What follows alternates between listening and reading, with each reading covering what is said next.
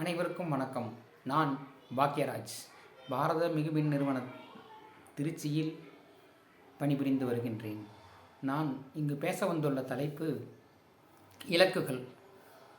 நாம் ஒரு செயலில் வெற்றி பெற வேண்டுமென்றால் கடின உழைப்பு, விடாமுயற்சி போன்றவை தேவை என்று அனைவருமே கூறுவார்கள். ஆனால் எப்பொழுதுமே இவைகளை தவிர முக்கியமாக நமக்கு தேவைப்படுவது இலக்குகள் என்றால் அது மிகையல்ல. எப்படி கூறுவது?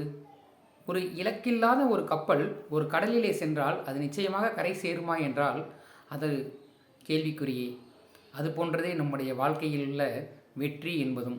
வெற்றி என்பது இலக்கை நிச்சயித்தால் மட்டுமே அதை அடையும் பொழுது நாம் பெறுவது வெற்றி என்று கொள்ளலாம். சரி, இலக்குகள் என்கின்றோம். இலக்குகளை எப்படி நிர்மாணிப்பது? அது குறித்தே பிரைன் ட்ரேசி அவர்கள் எழுதிய இலக்குகள் என்னும் புத்தகம் 2003ஆம் ஆண்டிலிருந்து மிக அதிக அளவிலே விற்பனையாகியுள்ளது. அந்த புத்தகத்திலே கூறிய ஒரு சிறு வழிமுறையை மட்டுமே நான் உங்களோடு பகிர்ந்து கொள்ள விரும்புகின்றேன்.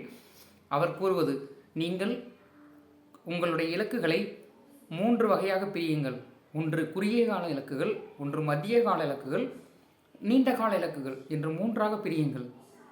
அந்த இலக்குகளுக்கு ஒவ்வொன்றையும் நீங்கள் கேள்விகளை கேளுங்கள். அந்த கேள்விகளுக்கு வரும் விடைகளை கொண்டு உங்களுடைய இலக்குகளை அமையுங்கள்.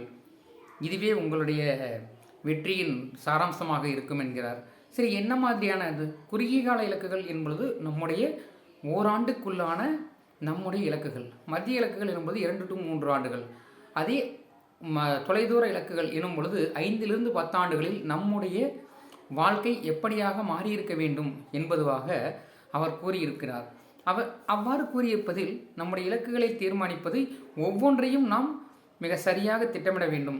அதற்காகவே அவர் கேட்கின்ற ஏன், எதற்கு, எப்படி என்கின்ற 4W1H அனலைசிஸ் என்று நாம் பொதுவாக மேலாண்மை கூட்டங்களிலே கூறுவார்கள். அவற்றையும் ஏன் என்பதற்கான கருத்தாக்கங்களையும் நாம் முடிவெடுக்கும் பொழுதே அந்த இலக்குகளை நம்மால் எளிதாக தீர்மானிக்க முடியும். எனவே நம்முடைய வாழ்வில் வெற்றி என்பதை அடைய இலக்குகள் என்பதை தீர்மானிப்பது நம்முடைய உச்சபட்ச இலக்காக கொண்டு அந்த இலக்குகளை நாம் தீர்மானிப்போம். அந்த இலக்குகளை ஒரு சிறு காகிதத்திலே எழுதி எப்பொழுதுமே நாம் வைத்துக்கொண்டு அதை நாம் தினமும் நினைத்து கொண்டே இருக்கும் பொழுது இந்த பிரபஞ்சம் நமக்கு அந்த இலக்குகளை உள்வாங்கி அதை திருப்ப நமக்கு வெற்றியாக அளிக்கும் என்பதை கூறிக்கொண்டு நல்லதொரு வாய்ப்புக்கு நன்றி கூறி விடைபெறுகிறேன். நன்றி, வணக்கம்.